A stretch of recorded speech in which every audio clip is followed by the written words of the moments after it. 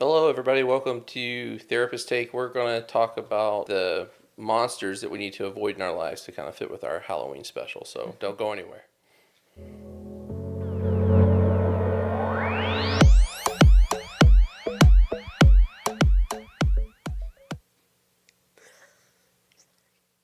Hi, Carrie.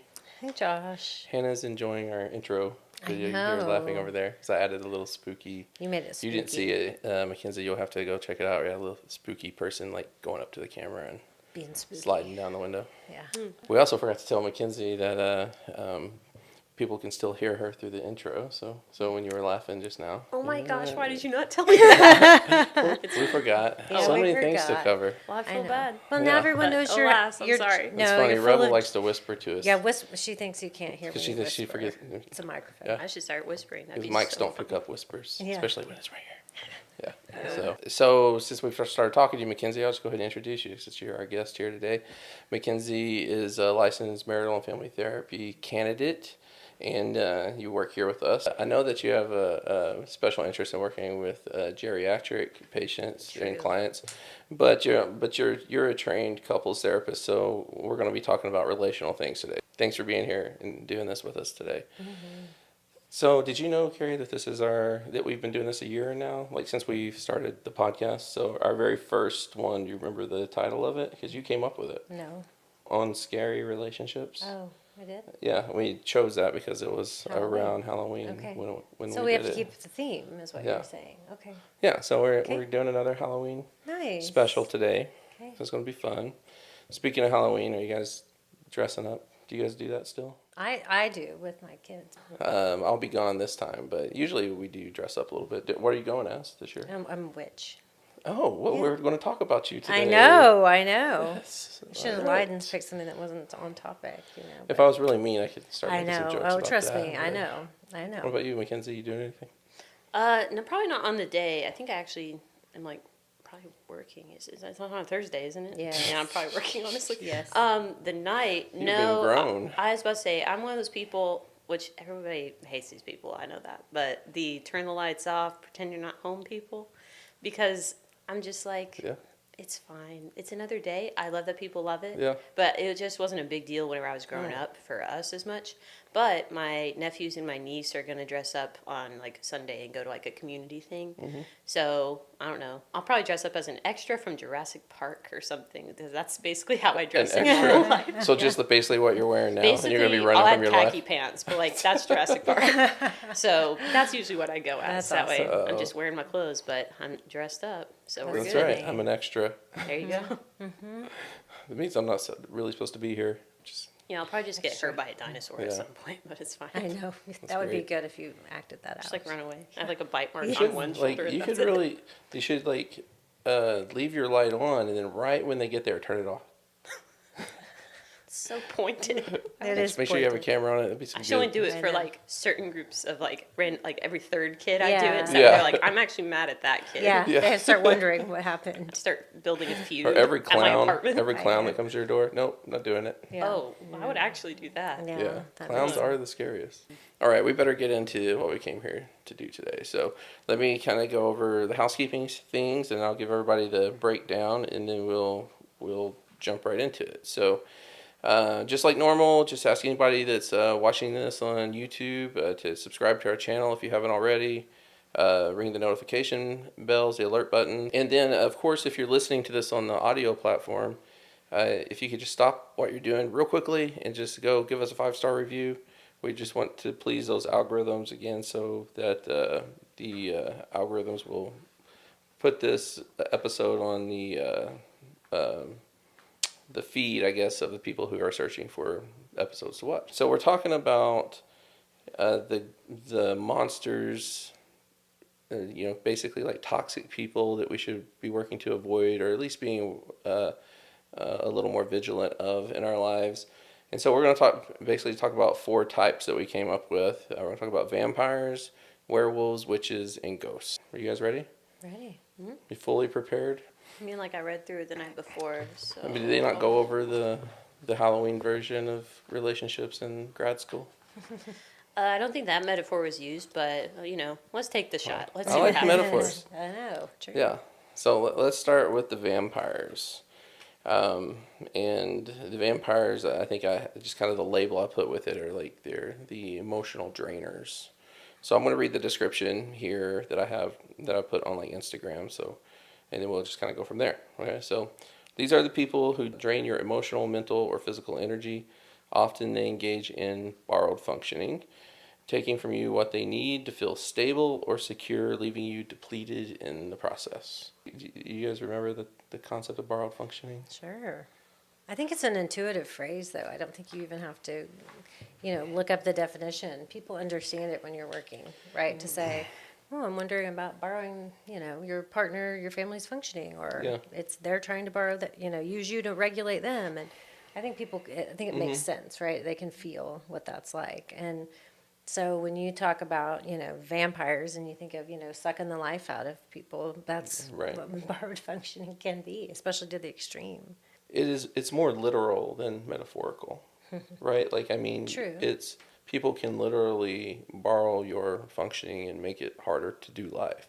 Doesn't mean it makes it impossible or that we aren't in any type of control, but we talk about this with couples all the time that it's not your partner's job to make you happy, but it is their job to be mindful about how they're functioning, because even though they shouldn't be able to ruin your day, they could definitely make it more difficult.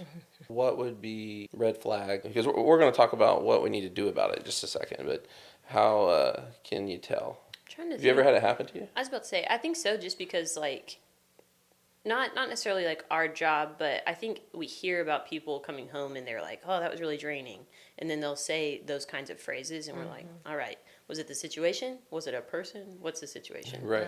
And so I think in the midst of feeling it, some of it can be okay. Well, was the person trying to make you like get on the same emotional plane as them, kind of being like they're really stressed. They started talking about their stress to you, and they're really hoping that either you'll fix it or that you'll get stressed with them. So I think in the midst of it, it's like paying attention to yourself, like, I'm getting stressed, but this is about their stress. How did that Yeah, happen? that's a great point. Right. Yeah. So Yeah. it's kind of like it becoming an us versus them sharing with you. That's a Right. good, yeah, that's a good way to point out Difference. the dynamic. So do you think there's like dread in there then? Like be a way to kind of like if you find yourself dreading engaging with somebody, Oh, yeah. or let's just say you haven't quite identified the person, so let's just say like you for some reason you're not really wanting to go to work anymore, and that's not like you, and so you're thinking like I just don't want to go to work,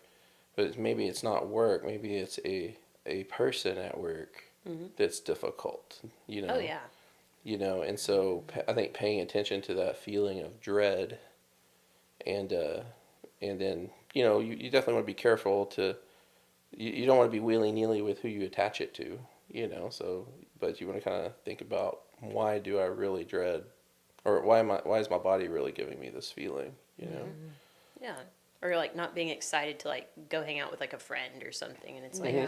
is it because I know I'm just going to go there to be a sounding board and to be able to like help them out, and then I'm going to leave, and then I'm going Right. to leave and be like, wow, did I get anything from that? Or Right. no? So I know we talk about these being monsters, but this is one like where and I'm not going to name names or anything, but when we're at times in my life when I've experienced a vampire, they're good people. Like the person I'm thinking about, I still like this person. Like it's just the life was kind of drained out of the system, in the context we were in. So it's not like that, this is some that you're looking for some sinister or bad person, which I actually kind of like with vampires, because a lot of portrayals of vampires, they're kind of like they're nice people. They're dead and they need a certain way to keep their bodies going. Yes, they're distraught villains. Right? Yeah, yeah, they really are. A little bit, they're like Yeah. divas Yeah. in a lot of ways, right? Yeah. So there's usually some charm to them, right?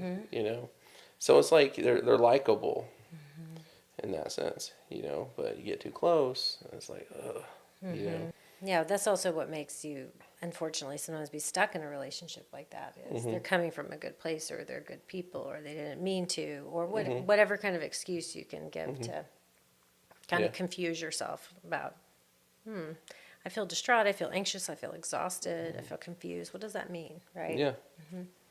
I think just like also a vampire has, like you have the thing that I need, right? Like to sustain my life, right? I think people who do borrowed functioning, they might seek you out, right? Yes. Like, so that'd be another red flag for me. Yes. Like, so, this person is only seeking me out because there's always a problem, and they seek me out. So, seeking you out, dread. Is there anything else? I think exhaustion, right? Yeah. Oh, Just that drained 100%, feeling, yeah. right? Of like, oh my gosh. Yeah. Like I have somebody in my life that I told someone at one point, I was like, never, if you see that person coming close to me, come rescue me, because y'all get stuck in a corner, right? The life slowly trickling out of me. So I think we all agree that people know where this is going. We're gonna have to set boundaries, right? Yes. So that's a given. But I think I'd like to talk a little bit about like what makes it hard about setting boundaries with this particular group. Okay. And I think it's because they're often good people. So I think what makes it hard is that you're going to hurt somebody's feelings Yeah. when you do this. Yeah. You just are. To that point, like, because it's subtle, you don't know until it's happened. But then I think even for a lot of people, it's hard to be in those relationships because they do want to help. So they don't know how to have boundaries and still be like in that relationship. They think it's all or nothing. Which Right. of course I have my own feelings about those boundaries, but like, Oh yeah. Oh yeah. I was sort of like, you know oh, what? this is I'll about put a link. Good. So guess what, people? McKinsey has written a great article on boundaries and how she's conceptualized establishing them or determining how to do them. And I'll make sure. I don't have it linked right now, but I'll make sure to go back in there and link it so people Good can read idea. your article. It's good. Yeah. but it's exactly what I'm thinking of while we're talking about this, because so much of it is linked to people wanting to be that person for people. Like, if I have someone in my life come and share something with me, and it's been like, wow, I have noticed the vampire tendencies in the past, but it's also like there's part of you, or I should say there's part of me. I'm like, yeah, I can do that. I'm a good fit for that kind of job. I can help them out. Of course, I can be that emotional piece for them for right now. And that's a really hard thing, I think, for people who are naturally, like, emotionally unboundaried to do for yeah. people, is Yeah. to say, But you hey, draw- you can share some things, but whenever I say I need a break, I need that to be respected.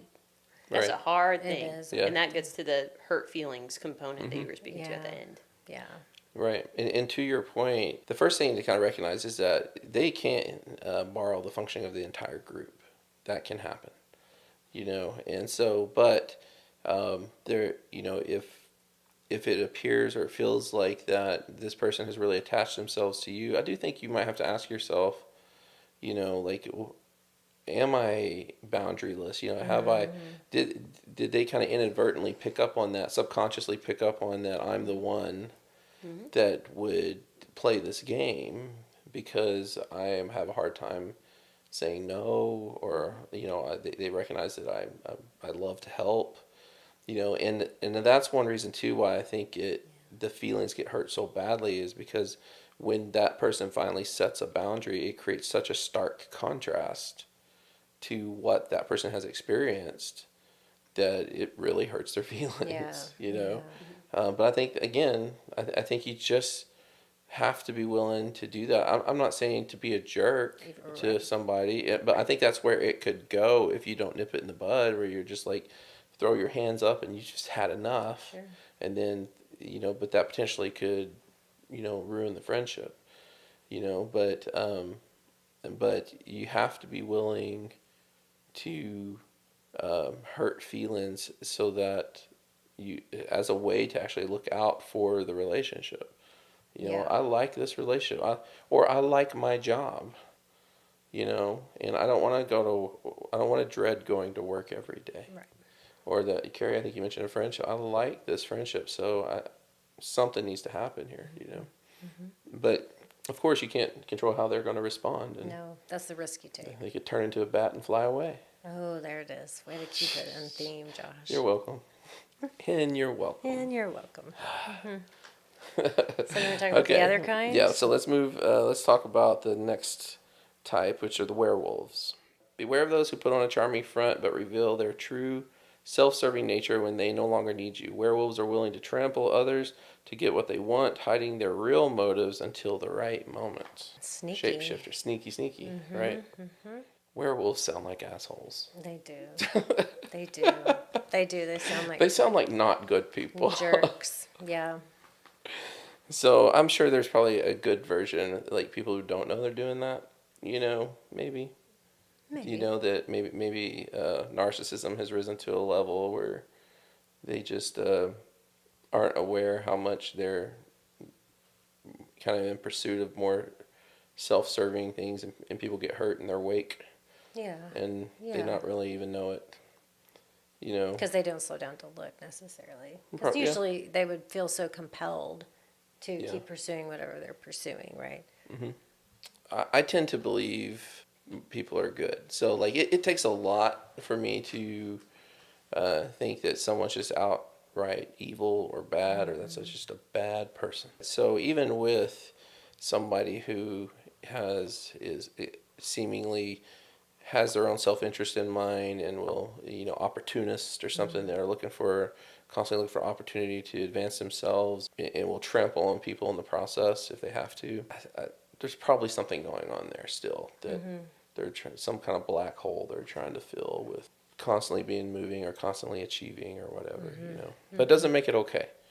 It's for the person. I mean, I would say this is a type of relationship you want to be very careful with, careful around when you pick up on that this might be happening, because as we said, like they're willing to throw people under the bus, and even people close to them, if it means that it gets them out of trouble, or it gets them out of the limelight, or whatever, or it advances whatever they them. have to achieve. Right. Yeah. Right. I think what this looks like in relationships is that someone will say, he or she is selfish, or, when they're upset, it doesn't matter what they say. None of us get to, influence it, or, that's often what you'll hear. And, a lot of times family systems are built around the most demanding member. So the werewolf may be a very, very pedestaled, well-achieved person that even sometimes the system supports, right? But it's also because they're so difficult, right, that you capitulate to. Right. Don't make mom mad, don't make dad mad, because it's just easier that way, right? But what we get to see is that those are really challenging dynamics for anyone to feel safe and trusted, right? And what we're highlighting here is the question, should you? Well, Right. yeah. Well, even reading the descriptor, like when I was reading it last night and today, I was like, this can sound, I don't want to get too deep into this part, but it can sound abusive. Yes. In extreme because of the switch.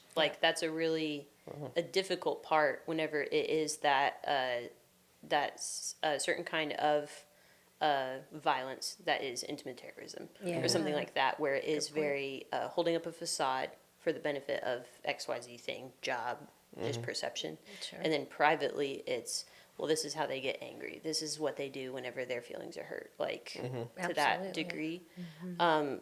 I would think that there are ways to look at it that are not just in that kind of black and white way, Right. where to your point, if werewolves are kind of the ones that often hold the most power in a system, I would suspect that some of them actually would become the person who is coming in for therapy, and we read the dynamic of, you have a lot of power, but for what reason?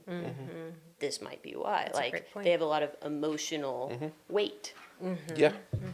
Sure. and they have learned how to Yeah.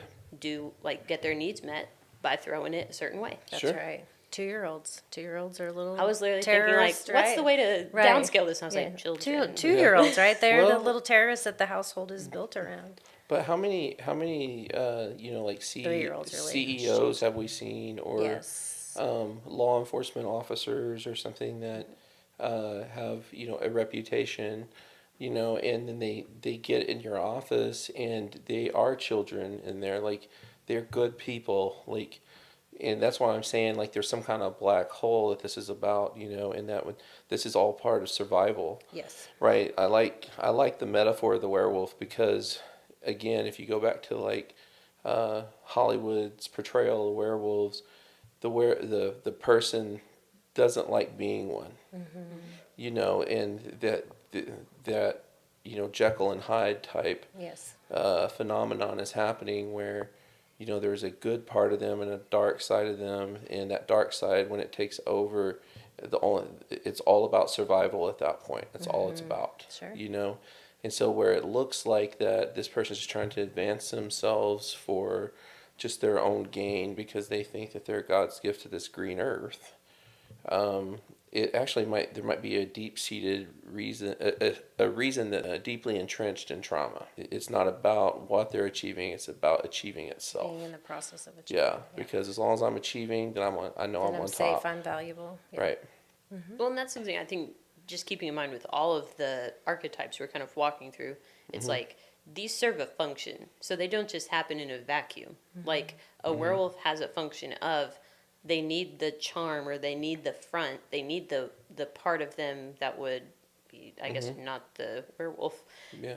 Because of that's how they receive affection. That's how they receive love. That's how they receive something that Sure. helps them to function. And so that's part of why they created this switching, and this Yeah. transforming. Sure. If Right. we're going to use the werewolf. Right. Yeah. Yeah. Look at us being all empathetic. I know.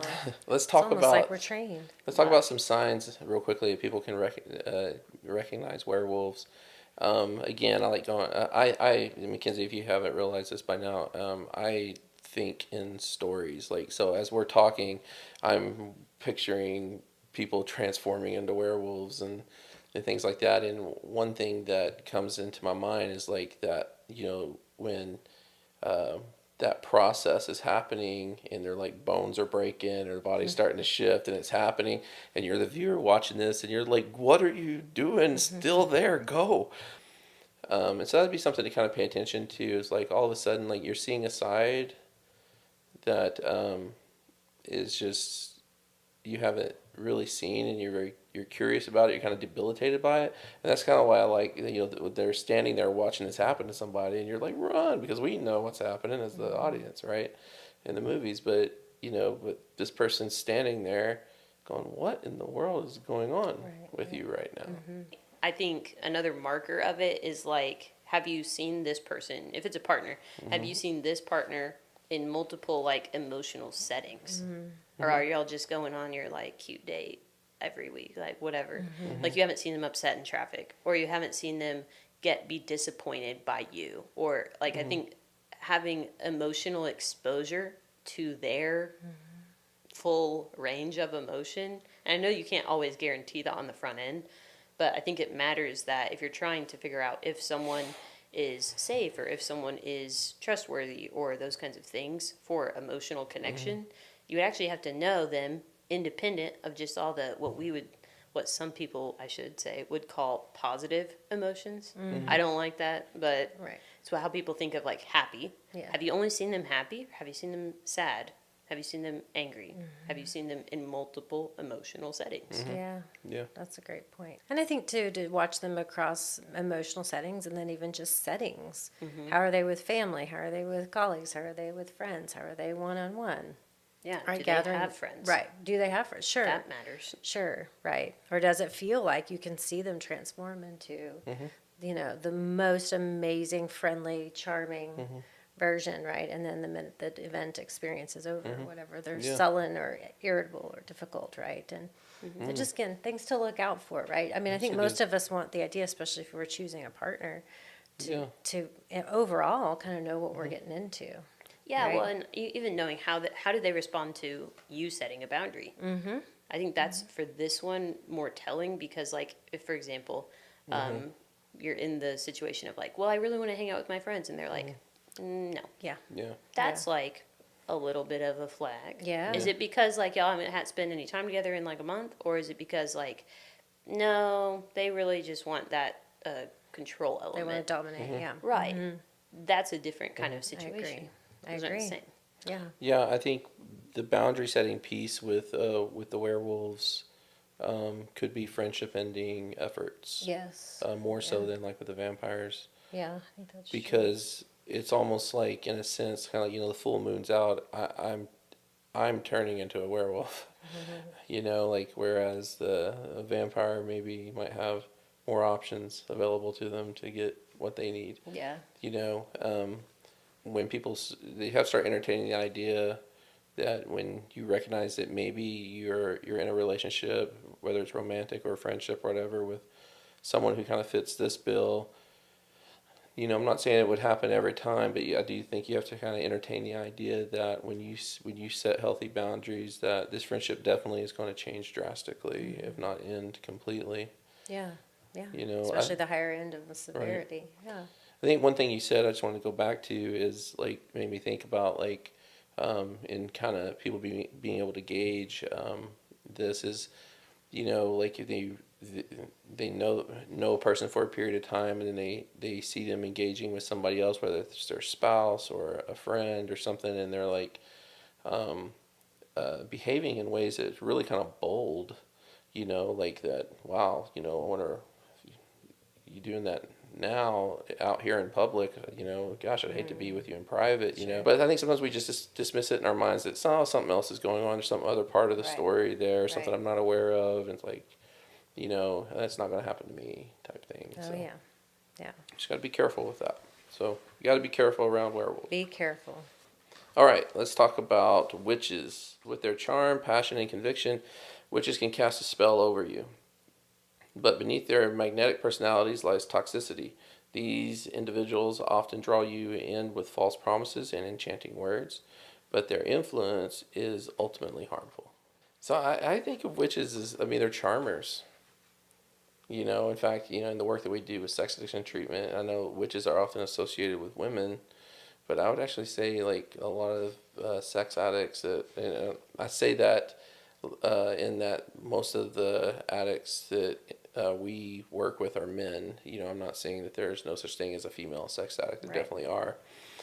But I would say, like, that they have a way of casting a spell. They're charming, and they have found this characteristic within themselves that they've learned to use it for survival. It helps to get them what they want.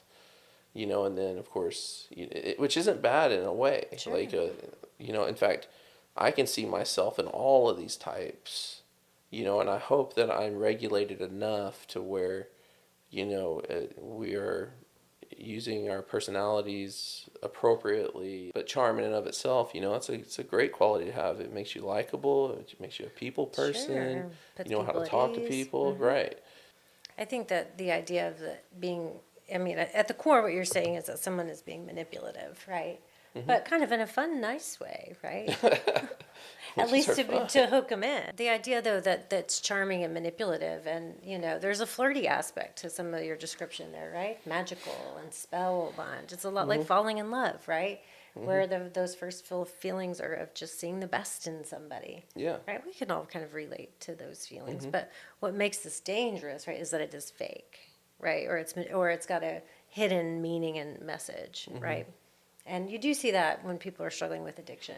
You do see that when people have been somehow perpetrated upon when they were vulnerable, right? That they cope in ways by taking care of themselves in whatever means possible, and they'll use their charm or their resources in order to do that. Yeah. In terms of charm, I'm curious about the development of the metaphor. What's the difference between how witches charm versus how werewolves charm? I think that for me, like, the werewolves aren't using their charm in any kind of manipulative fashion. Like, it's not weaponized. Like, so it's basically like they're good people. They really are good people, but they just have this dark side of them that will just kind of take over when there's a full moon.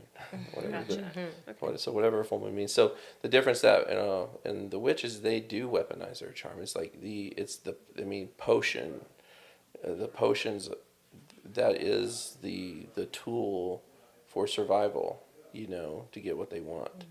it sounds like witches are not motivated by like impulse, and to the same degree that like a werewolf's switch would, in some ways, where Yeah. the charm isn't, or maybe not the charm, but like the facade piece for a werewolf isn't intended to get to XYZ place.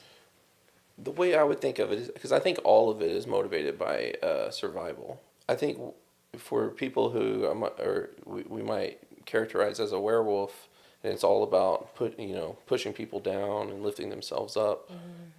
Because if I start to feel like I'm like you, then I'm start to feel very vulnerable, and that vulnerability makes me feel very unsafe. I think for like people who we would say is like the witches, it's more about trying to get what they want without people knowing what they're doing. The werewolf has to have this. This has to happen, and I will reveal myself and my plan to you to rise above you. Where the witch it's more subtle, and it's like Sneaky and deception. sneaky, and yeah. And so I kind of think about like when they have cast a spell or they've put a charm on the world around them, and it's like, and then and something happens and the charm is broken, and then all of a sudden people experience this swoosh of their reality where how the world really is revealed.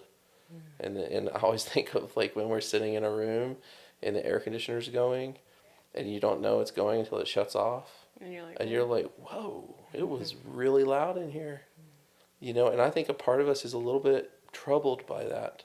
Like, did I just really sit in this room this whole time and it was that loud and I didn't even know?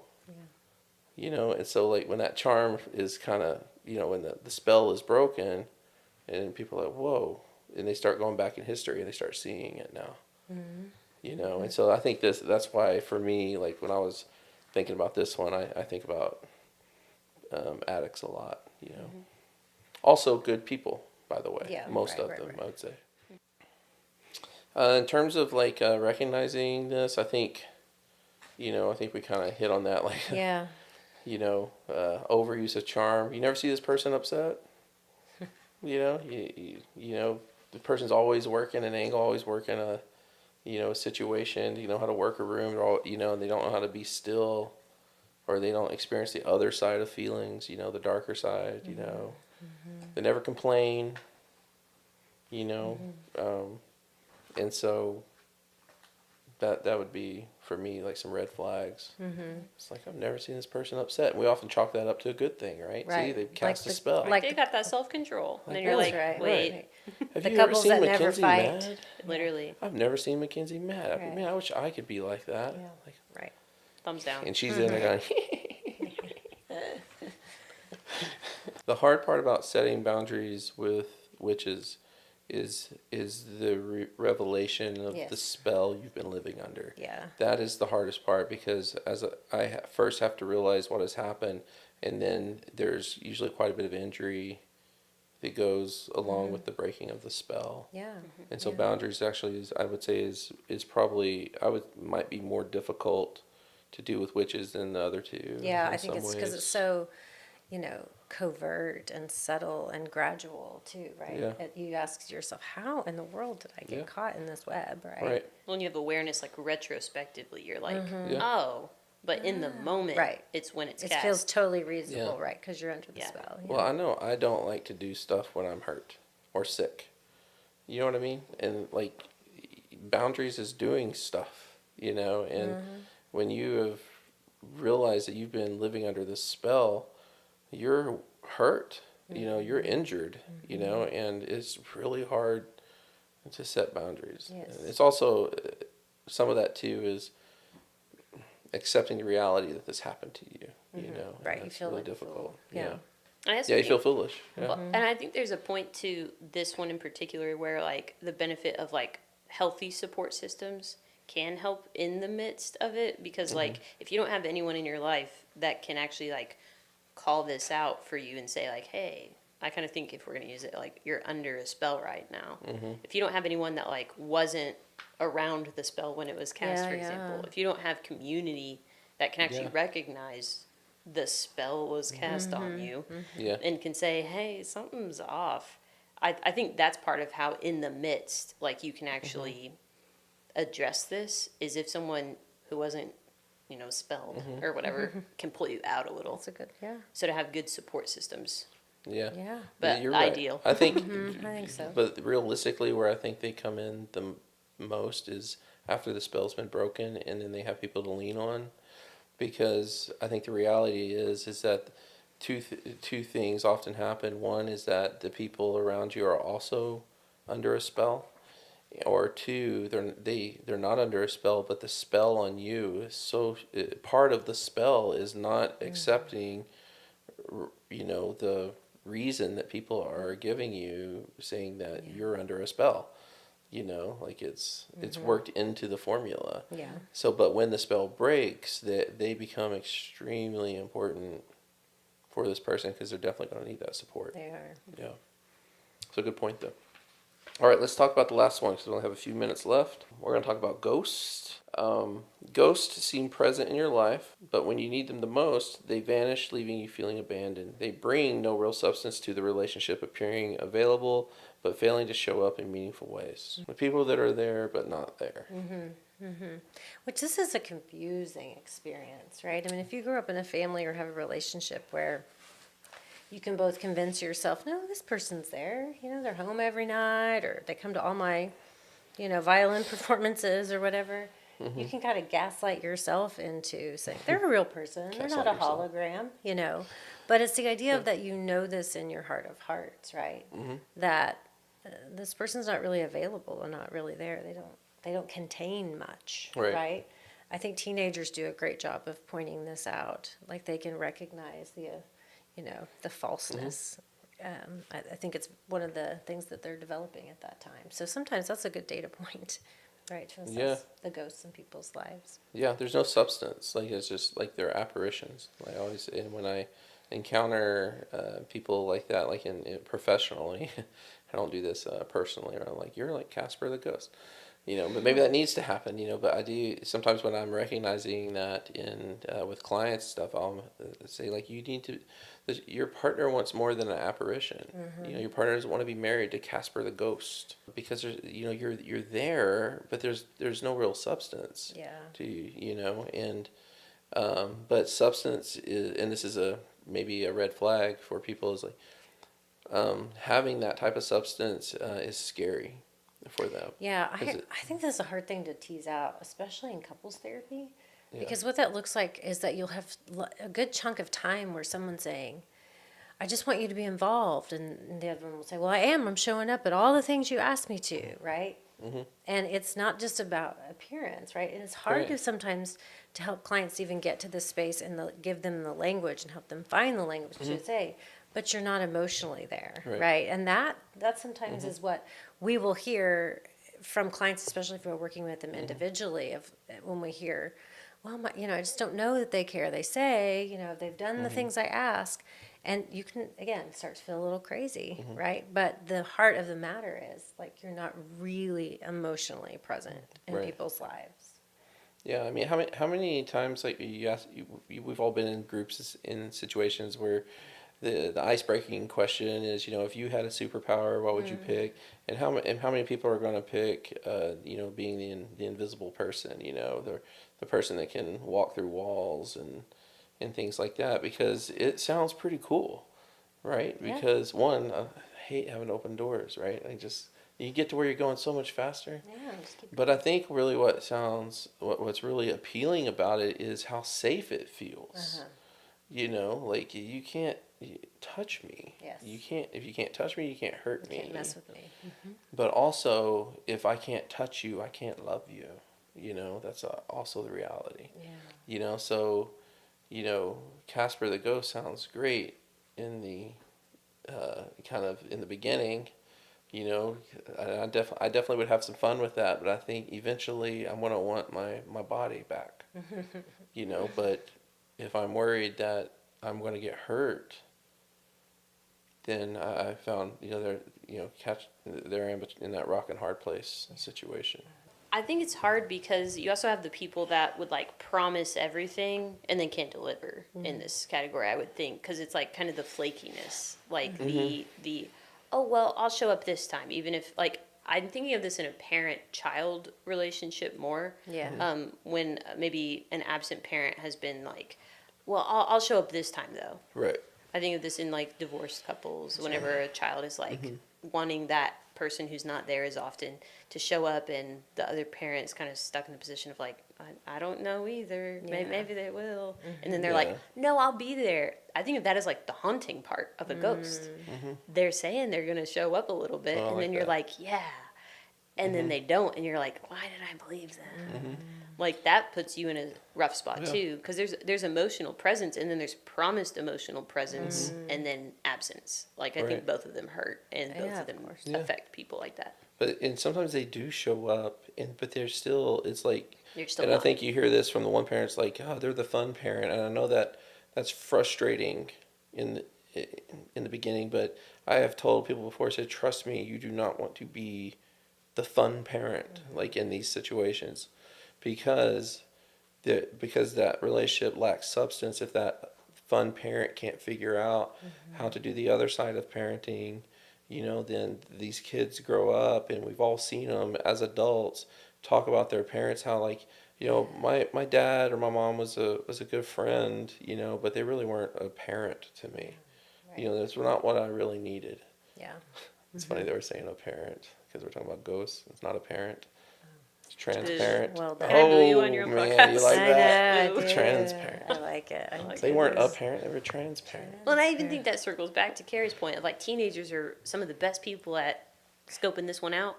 I think that's part of it. Is like we see teenagers scope it out a lot Yeah. in this dynamic. Like we see teenagers have to be like, oh, well, the parent who sets no rules for me and is kind of flaky about stuff. Oh, maybe they don't like care about me and won't prioritize me. Right. Right. Right. Right. It's not just Yeah. my other parents really like boring. Right. They trust me so much they give me no rules. And They it's know. like, Right. why don't they care about you enough to give you rules? Right. Exactly. Even teenagers know Right. that. This also happens, and it's just easier to identify with. I think you're right. It's much easier to identify this with parent-child, but it happens really in In all of Sure. it. peer-to-peer relationships yeah. too, right? But here's to me the hardest question, right? Because we know that the kind of the pattern we're going with all these types is identify it. What is it? What are the red flags? How do you set boundaries? How do you set boundaries with a ghost? Like, what does that even look like? Because they're there and then they're not. Right, and when they're there, they're really not there. Yeah. Like, what are the boundaries that we're having to establish, or are we just having to accept a hard reality? Oh, I think it is about expectations and accepting it, but I think it's also call a ghost a ghost, right? Acknowledge it, and whether that's to the person or to yourself or both. Again, why teenagers are so good at it, right? No, you weren't. You were at my game, but you were on your phone, right? I mean, call it out, because what that does is at least it creates a straight line dynamic, right? Where it's like you say you care, but this is what I see There it and is. feel. Yeah. Rather than it becoming this, bombardment of dynamics that they are there. I should feel good about it, right? So I think you call a ghost is number one, and then you adjust your expectations, right? Right. And from there, those expectations are where you get to make choices. Well, I think a lot of ghosts will say like, well, but I'm here now. Like, if I'm never given the chance, how will I show you that Yes. I'm trustworthy? Sure. And it's like, that is so all or nothing. I can't even fathom that right now. I think Right. there's a scene in a movie I'm thinking of. I'm so sorry, but this will deter us a little. What is it? Have you all seen the movie Blended with No. Drew Barrymore and Adam Sandler? Yes, Oh. one Okay. time. Uh-huh. There's a certain scene, and I love it, whenever a partner of one of them in the past is like, well, I want to get to be like involved in my kids' lives and like be a partner and all that. And Drew Barrymore was basically like, you can show up to their baseball game like now. And it's like, yeah, he didn't have to be let back in the house that week. He didn't have to be, they didn't have to work on their partnership right then. It was, you want to be a dad, that's how to do it. So I think it's not saying, if you want to earn back my trust or you made promises to me in the past that were not upheld, Okay, what are smaller steps than just saying, well, you can come way back into the inner circle to then let me down again? Yeah. I think there's things between that. You can Absolutely. say, hey, last time you promised me that you were going to be there. You weren't there and it did hurt. So I think this time, if you want to come, here's when it is. But, you This know, is what I would hope Yeah. you would be Exactly. able to do. Yeah. You're referencing your article. I'm not trying to, but But it is you super are. But relevant. it's a framework. It's a good one, and yeah, it's a good so- one. Because I don't like when people pretend that there's only No, like the article's they have great. access to everything Right. or cut them out. Yeah. That's Exactly, not right. Yeah. It's just not it. Yeah, Right. if people are interested in that, it's her article on boundaries is really showing that it's not a black or white thing. Boundaries aren't like an all or nothing. It's not. You know, there are levels, there are stages, there are there are different ways to do this. Right, and it's the idea of building trust. We throw that Yeah. phrase around. Everybody throws that phrase Yeah. around now, where it's just like, well, build trust. It's like, build it Yeah. brick by brick. Not Yes. we're gonna raise a wall today, right Yeah. now, like all the way up. This is just not practical. There are ways to take smaller steps that would actually mean more because it is showing you are kind of putting Yeah. some of those bids in the bank. That's Yeah. right. Yeah. And you were talking about movies. I was thinking about I've been talking about Casper, and I keep thinking of the '90s movie with Christina Ricci. Oh, You know, yes, I loved and that movie as a and kid. you know, I mean, when you were talking about call them out, I mean, a ghost doesn't want to know it's a ghost, right? And that's kind of one of the themes in Casper, I believe, if I remember right, that he just wanted to be a boy, you know, but he couldn't do things because he's a ghost. You got to, you know, and that reality is a hard-hitting reality. And so either when you call people out on their ghostliness, they're going to either drift away from you, or they're going to try to work at doing some of the steps that you're talking about to find substance again, you know, in their life. And so Well, I think there's an important point on all of it, like all four of the types that we've talked through, is these don't have to always be like permanent states. Like you're not just screwed if like someone's like, you're a ghost to me. Like, well, I'm a ghost forever. That means I'm always going to be like flaky or like whatever the takeaway is. These aren't. I don't think of them as we've talked through them as like you're forever gonna be like this. Now, granted, you'll probably have some tendencies emotionally, like any of them. If you have followed that trend, you'll probably follow that trend. But that doesn't mean I'm very big into like the hope part of this, which is like that doesn't mean there's not any room for you to grow. Yeah. It doesn't mean that Yeah, you're yeah. stuck like that. Yeah. There's so many stories about each of these types about this entity, a ghost, a witch, a werewolf, or a vampire, trying to figure out their way back to being human or being like something else. Moving on. I would agree. Growth. Yeah. So growth is still possible even if you're finding yourself Yeah. identifying in any I of agree. these. Yeah. Yeah. Of course. what a good message to end on. It is. I was thinking that You too. know, a message of hope. Yeah. So thank you for that, Mackenzie. Yeah. But thanks for being here. Yeah. What'd you think? First time? Good time. Did you do it again? Good time. Yeah, probably. She's- I got, Right. if I She's got like, time, yeah. I'll do it. She's not gonna say no. Not where She probably would. She'd just be like, no, Yeah, no, she's I didn't pretty Be like like, this. hey, I not gonna didn't like lie, it." I won't Yeah. be here. Yeah. No, no. You can tell the truth and have tact, Mackenzie. Of course I can, but why would I? Brutally honest resonates with me. Ew, no. Kind honest. That's what I respect. There Okay, you all go. right, good. Well, I appreciate everybody who's tuned into this. Make sure that you check out the show notes of this episode, because I usually will put a lot of different resources. This is kind of a fun one, so I put some Halloween themed resources in the description and in the show notes. But I'll also make sure to go back and put Mackenzie's article in there on boundaries, because it is a really good article that she wrote on that. All right, thanks.